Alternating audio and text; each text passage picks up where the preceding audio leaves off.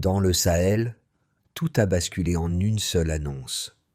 Une équipe d'ingénieurs burkinabés et de géologues chinois affirme avoir mis à nu, sous le volcan, Songandi, un gisement de diamants sans équivalent.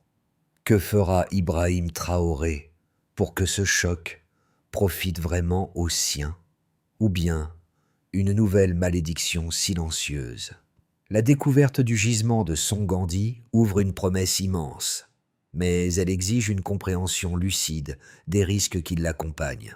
L'enjeu central, pour tout observateur, est simple: transformer une richesse soudaine en valeur durable pour un pays qui longtemps baisse fragilisé par les inégalités et les pressions extérieures. Cette opportunité pourrait redéfinir la trajectoire économique nationale, offrir un socle industriel nouveau et rééquilibrer des décennies de dépendance. Mais elle expose aussi le Burkina Faso à un tourbillon de convoitises, d'accords miniers précipités, de tensions diplomatiques et d'affrontements entre visions opposées du développement.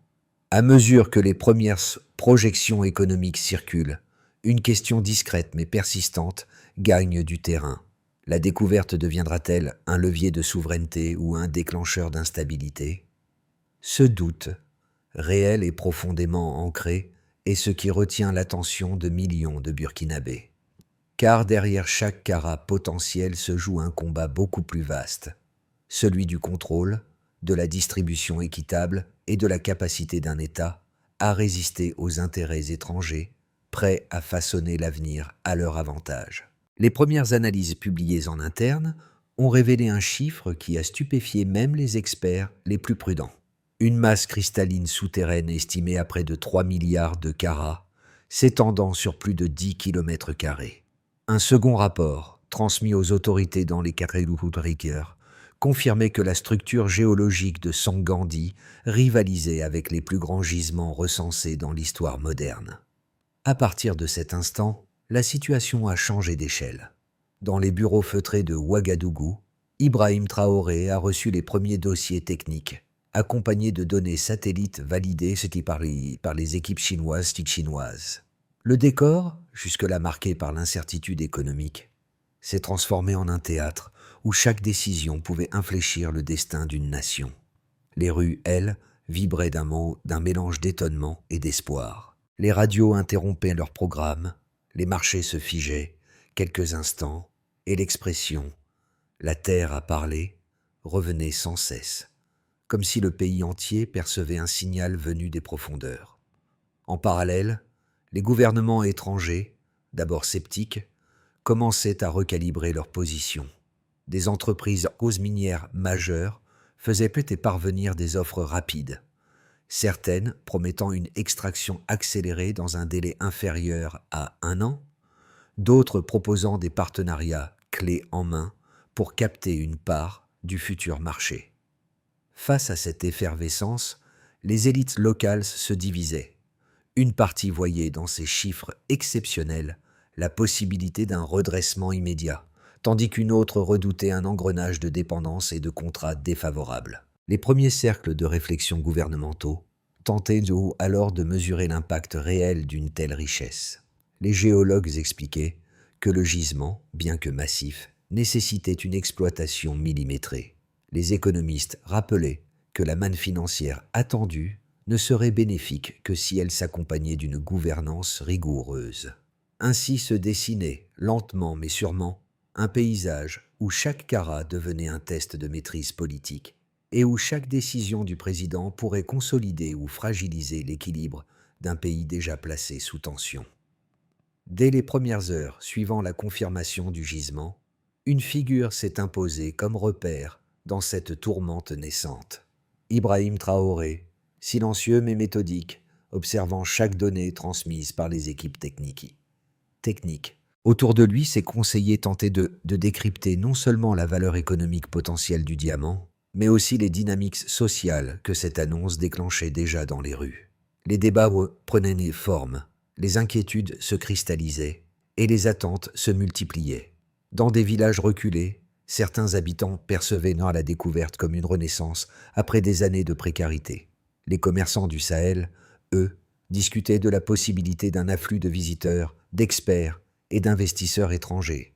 À Ouagadougou, les premières réunions de crise révélaient que l'impact psychologique de l'annonce précédait de loin l'impact économique tangible. Cette effervescence montrait que le diamant n'était pas seulement une ressource. Il devenait un miroir des aspirations collectives. Pendant ce temps, Ibrahim Traoré composait avec une pression inhabituelle. Il savait que chaque mot, chaque silence même, pouvait influencer les réactions internes et attirer l'attention des puissances étrangères. Sa décision de ne pas céder immédiatement aux offres reçues établissait un ton, celui de la prudence stratégique. Pourtant, cette retenue alimentait aussi un débat plus profond. Comment transformer cet élan national en stabilité durable sans provoquer de fractures internes? La découverte agissait déjà comme un accélérateur, révélant les fragilités du pays tout en dévoilant une capacité inattendue à se rassembler autour d'un objectif commun. La question essentielle, désormais, était de comprendre comment canaliser cette énergie avant qu'elle ne se disperse. Tout commence par un signal ténu enregistré sous le volcan Son Gandhi. Un écho inhabituel, un battement sourd dans la roche. Les ingénieurs burkinabés le remarquent, hésitent, puis relancent sur les mesures. Les géologues chinois confirment. L'anomalie est massive. En quelques heures, le site devient une zone d'observation continue. La première image satellite tombe. Elle révèle une densité cristalline anormale. Une deuxième validation suit, puis une troisième. Les experts se comprennent qu'ils ne sont plus face à une simple curiosité géologique, mais à quelque chose de démesuré. Les appels internes se multiplient. Les messages sécurisés circulent d'un ministère à l'autre. À Ouagadougou, le gouvernement se réunit dans l'urgence.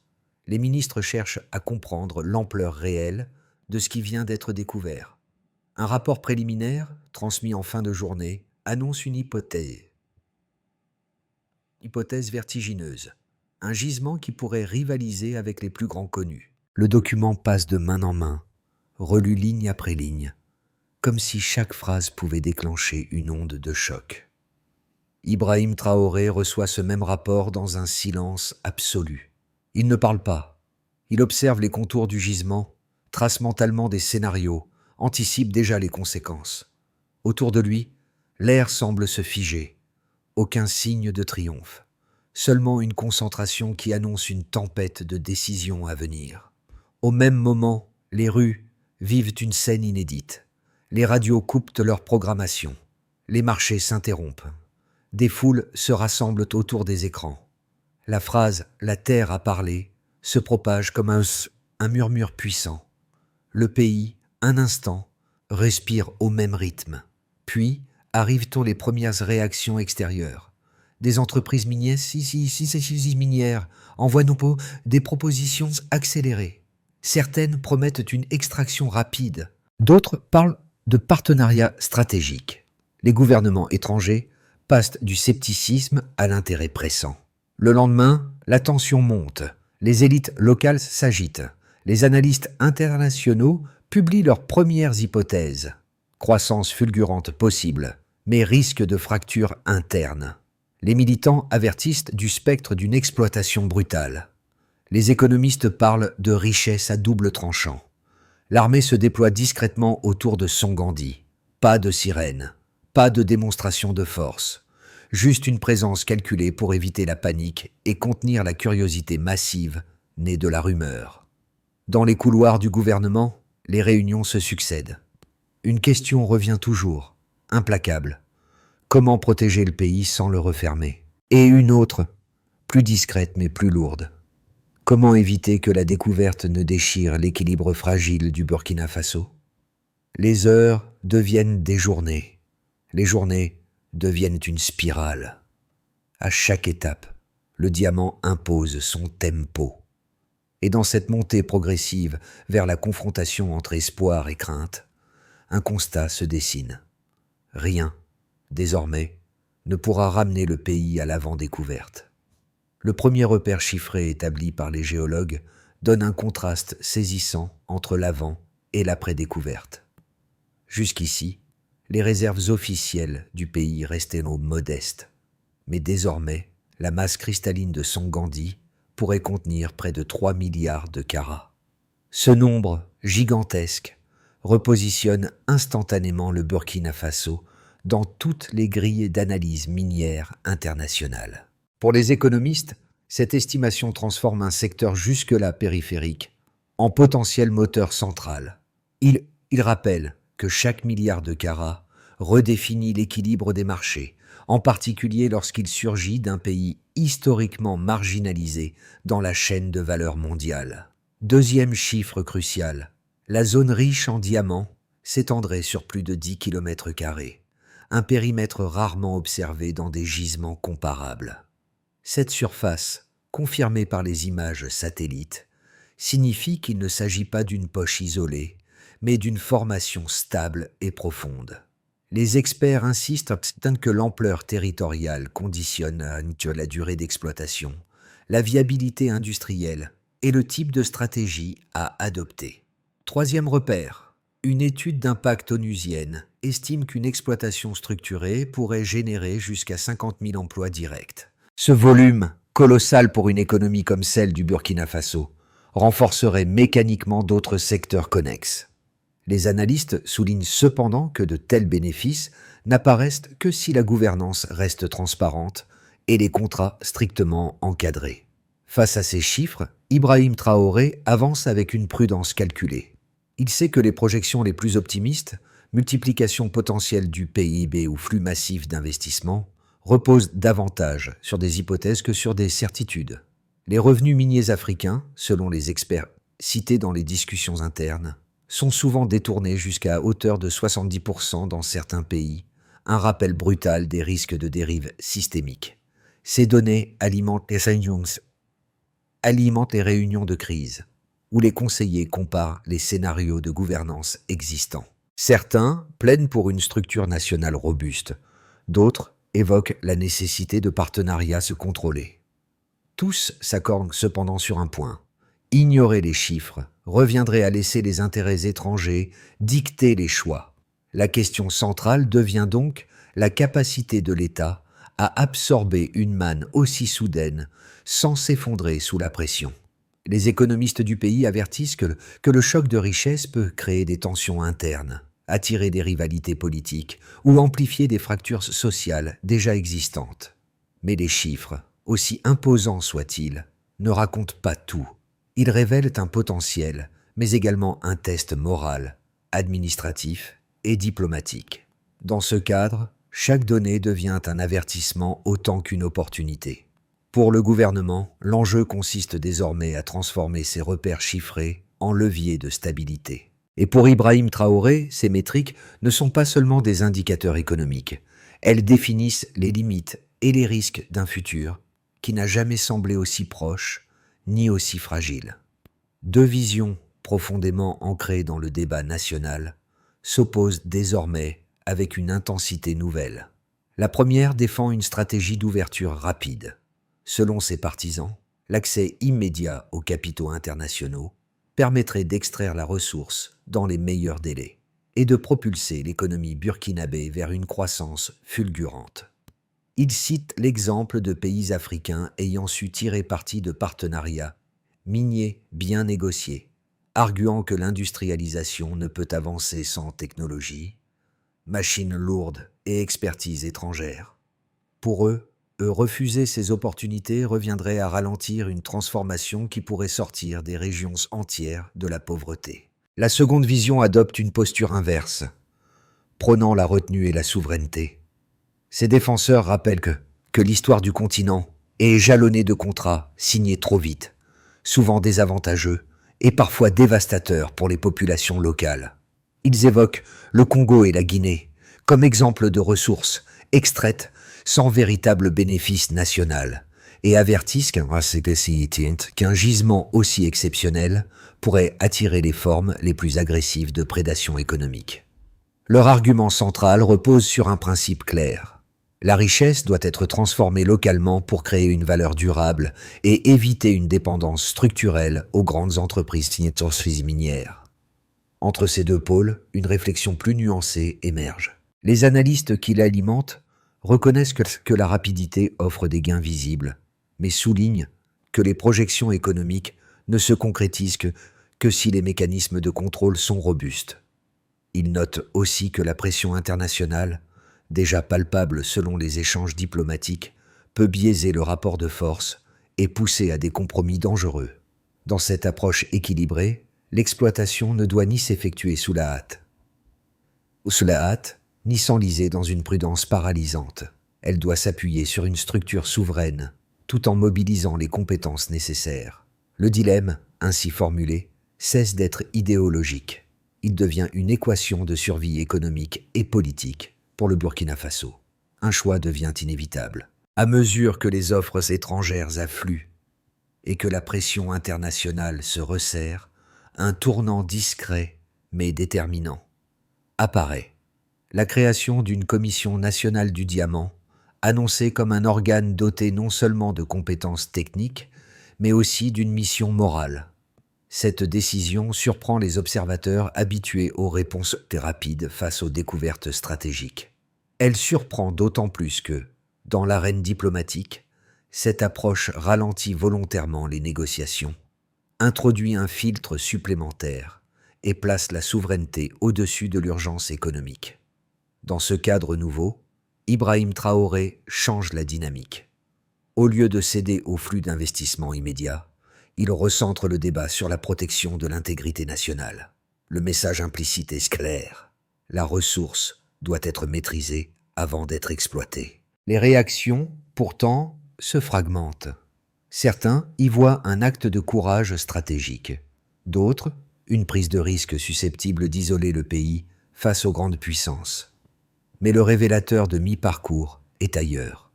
La décision de mêler géologues, éthiciens, leaders spirituels et scientifiques sociaux transforme l'exploitation du diamant en une question identitaire. Le pays ne discute plus seulement d'économie, il discute d'âme, de direction et de légitimité. Les répercussions concrètes de la découverte commencent à apparaître dans 4 sphères essentielles du pays, chacune révélant un fragment du bouleversement en cours. Au niveau national, sur le territoire burkinabé, la découverte agit comme un choc mobilisateur. Les institutions publiques, longtemps freinées par des ressources limitées, accélèrent leurs travaux d'analyse, de régulation et d'organisation. Les débats parlementaires gagnent en intensité, car chaque député comprend que les choix pris aujourd'hui pourraient définir plusieurs décennies.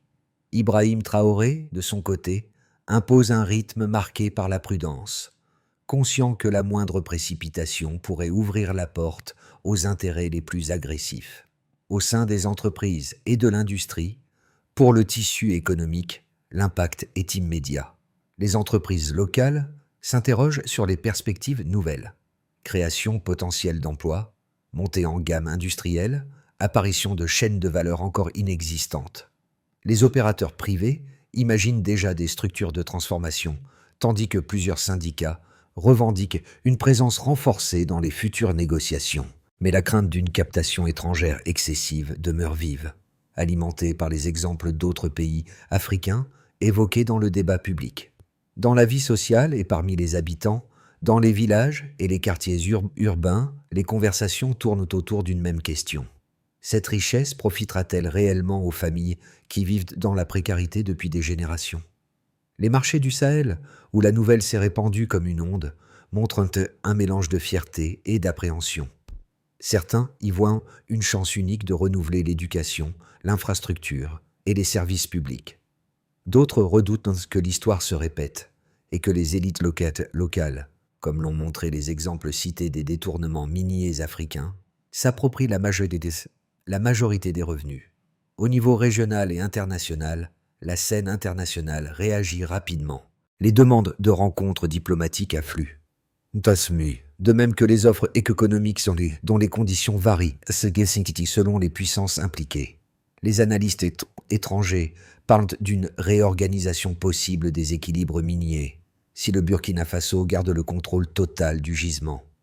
En Afrique, plusieurs pays observent l'évolution avec espoir, voyant dans la posture d'Ibrahim Traoré une affirmation de souveraineté qui pourrait inspirer d'autres nations.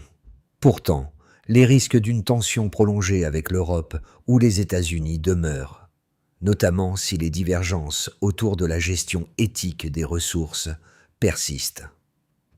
Dans cet entrelac de conséquences, une certitude se renforce. Le diamant découvert sous son Gandhi n'est pas un simple événement économique. Il devient un test de cohésion nationale, un révélateur géopolitique et un miroir des aspirations populaires. Le Burkina Faso, traversé par ces ondes successives, se découvre à la fois vulnérable et puissant, dépendant de sa capacité collective à maintenir son unité face aux opportunités et aux menaces mêlées.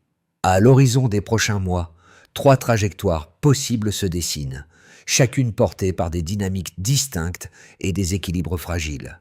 Ces scénarios ne prédisent rien, ils ouvrent plutôt des cadres de réflexion pour mesurer ce que le pays pourrait affronter ou atteindre. Dans un scénario optimiste, l'élan maîtrisé montre que, dans cette configuration, le Burkina Faso parvient à stabiliser l'espace de négociation. La Commission du Diamant établit des règles précises, limitant les concessions à court terme, tout en ouvrant un dialogue structuré avec certains investisseurs. Les premières structures locales de transformation émergent, générant un nombre mesuré mais durable d'emplois qualifiés. L'effet domino s'active doucement, une confiance nouvelle apparaît dans les institutions, les tensions internes se calment, et plusieurs partenaires africains saluent ce modèle d'affirmation souveraine. L'économie ne s'envole pas immédiatement, mais elle se consolide. La promesse devient tangible, même si fragile. Dans un scénario réaliste, le compromis sous pression implique que, ici, l'État accepte des accords mixtes. Les entreprises étrangères obtiennent une part significative de l'exploitation, tandis que les autorités conservent le contrôle stratégique. Les bénéfices commencent à arriver, mais leur répartition reste inégale. Les tensions sociales montent par moments, alimentées par la crainte du modèle Congo décrit par plusieurs intellectuels. Malgré cela, le pays avance, porté par une croissance réelle, mais hétérogène. Les infrastructures progressent, mais les fractures socio-économiques persistent, mettant à l'épreuve la cohésion nationale. Dans un scénario pessimiste, la rupture et l'isolement indiquent que, dans le pire des cas, les désaccords diplomatiques se transforment en crise ouverte. Des sanctions apparaissent, les flux de capitaux se figent, les entreprises internationales se retirent, et la gouvernance nationale se retrouve sous une pression inédite. Les rivalités internes s'intensifient autour du contrôle du gisement, créant une spirale de méfiance et de fragmentation. Le pays garde sa souveraineté formelle, mais au prix d'une isolation économique dangereuse et d'une perte d'élan qui risque d'éteindre l'espoir né le jour de la découverte. Ces 3 visions ne sont pas des chemins parallèles, mais des repères pour réfléchir aux leviers disponibles et aux erreurs à éviter. L'essentiel, dans les prochains mois, sera de reconnaître que chaque décision crée une bifurcation et que la lucidité demeure la meilleure protection dans un paysage aussi mouvant. Dans l'ensemble du pays, les répercussions de la découverte résonnent d'une manière intimement liée aux réalités quotidiennes. Pour beaucoup de jeunes, cette annonce agit comme un déclencheur mental. L'idée qu'un avenir différent et c'est possible prend enfin une forme concrète. Les écoles deviennent des lieux de débat improvisés, où l'on discute de géologie, de souveraineté et de la manière dont une génération peut se saisir d'un tournant historique. Cette effervescence reflète une envie d'apprendre, de créer, de participer à une transformation qui ne serait plus réservée aux seules élites. La diaspora, de son côté, observe avec une attention redoublée. Ceux qui vivent à l'étranger voient dans cette découverte une possibilité de retour, un lien renouvelé avec une terre qui, longtemps, semblait condamnée à des cycles de difficultés. Les échanges en ligne se multiplient, les réseaux familiaux s'activent, et une question revient souvent. Comment contribuer sans reproduire les erreurs du passé ? Cette interrogation traduit une maturité nouvelle, nourrie par les exemples d'autres pays cités dans les discussions publiques. Dans les campagnes, les familles attachées. À la terre, ressentant la nouvelle d'une manière plus sensible encore. Elles espèrent pas que cette richesse pourra améliorer les services essentiels manquants, eau, électricité, école, soins. Elles craignent en même temps que les grandes promesses s'évanouissent comme d'autres avant elles. Ce mélange d'espoir et de réserve montre une compréhension fine des risques, particulièrement dans un pays où la pression extérieure et les inégalités historiques sont encore palpables. Ces trois regards, jeunes, diaspora, ruraux, révèlent une même attente, que cette découverte soit un levier d'émancipation plutôt qu'une parenthèse éphémère. Le pays, à travers eux, exprime un désir profond de stabilité, de justice et d'opportunités partagées. Pour transformer la découverte du diamant en trajectoire durable, une feuille de route structurée devient indispensable. Ibrahim Traoré, conscient de l'ampleur du défi, oriente les premières étapes vers une gouvernance capable de résister aux pressions externes tout en répondant aux attentes internes. La première étape consiste à consolider la commission nationale. Les géologues, éthiciens et experts sociaux doivent établir un protocole clair d'évaluation, avec des rapports publics réguliers. L'objectif est simple, créer une transparence mesurable, afin que chaque décision puisse être vérifiée par la population et les institutions. La deuxième étape consiste à définir un cadre juridique de souveraineté minière. Les juristes et les ministères économiques élaborent un corpus de règles encadrant les concessions et l'exportation. Chaque clause doit pouvoir être évaluée par des indicateurs. Pourcentage de valeur ajoutée locale, niveau de contrôle national, obligations sociales des partenaires extérieurs. La troisième étape consiste à développer une filière de transformation locale. Les universités et centres techniques forment les premières cohortes d'ingénieurs dédiés à la transformation. L'impact sera mesuré par la création d'emplois qualifiés, le volume de diamants traités localement et la réduction progressive de la dépendance aux entreprises étrangères. La quatrième étape consiste à sécuriser et structurer la zone de Songandi. Les forces de sécurité et les administrations régionales coordonnent un plan de surveillance non militarisé mais constant. Les indicateurs portent sur la stabilité sociale, la circulation de l'information et la prévention des ingérences ou exploitations illégales. La cinquième étape consiste à intégrer la population dans le processus. Les communautés locales participent à la supervision des projets par des comités consultatifs. Le succès se mesure par la redistribution effective des revenus, l'amélioration visible des infrastructures et la confiance publique dans les institutions. À travers ces étapes, la découverte cesse d'être un simple événement pour devenir un projet de nation, mesurable, évolutif et directement connecté à la volonté collective que cherche à canaliser Ibrahim Traoré. Au pied du volcan. Songandi, là où tout a commencé, une image revient sans cesse dans l'esprit collectif. La terre qui s'ouvre, puis se tait, comme si elle confiait au pays un secret trop lourd pour être porté seul. Ce lieu, longtemps ignoré, devient peu à peu un symbole silencieux d'endurance et de renaissance. Dans ce décor minéral, la découverte n'apparaît plus comme une promesse de richesse, mais comme une invitation à regarder autrement le destin national. Lorsque Ibrahim Traoré évoque la responsabilité liée à ce diamant, ces mots résonnent avec la même intensité que la première annonce. Non pas comme une déclaration politique, mais comme un rappel que la souveraineté se construit d'abord dans l'esprit de ceux qui la portent. Autour du volcan, les récits des habitants se mêlent à ceux des ingénieurs, et une conscience nouvelle s'élève. Rien ne garantit la réussite, mais tout dépend de la capacité collective à protéger ce qui compte. Dans cette atmosphère dense, un fil se tisse entre le passé et ce qui attend le Burkina Faso. La découverte n'est plus un événement isolé, elle devient une épreuve de dignité, un miroir où chacun reconnaît la fragilité et la force de sa terre. La découverte de Songandi laisse désormais ouverte une question essentielle. Que fera chaque citoyen de ce moment inédit ? Au-delà des projections économiques et des tensions diplomatiques, c'est un espace de dialogue qui s'ouvre, un espace où chacun peut réfléchir à la manière dont une richesse rare peut devenir un bien commun.